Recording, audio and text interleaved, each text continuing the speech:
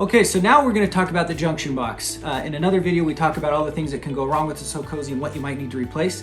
Like we said, the first thing is the power supply you check. If that's working, you're good. If you've replaced your remote and you still don't have any functionality, this is next. So number 3 is what we call this junction box.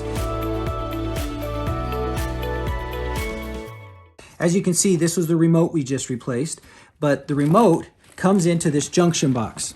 And as it comes into the junction box, you'll see that there's the cord for the junction box that goes in here from the remote. You have the one that goes to the heat. You have the one that goes to power headrest and also your footrest.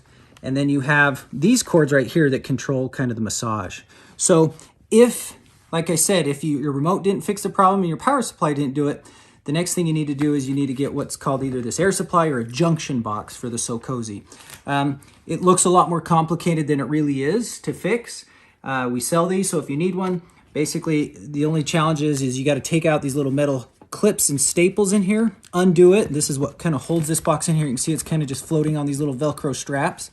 You're going to unplug all these colorful cables down here. It's actually just simply to squeeze on these sides right here, and the whole thing will actually come out. And then you're going to unplug this right here, which is the power headrest motor, which we'll talk about in a minute in the next video. But this right here is the junction box. So that's step number 3.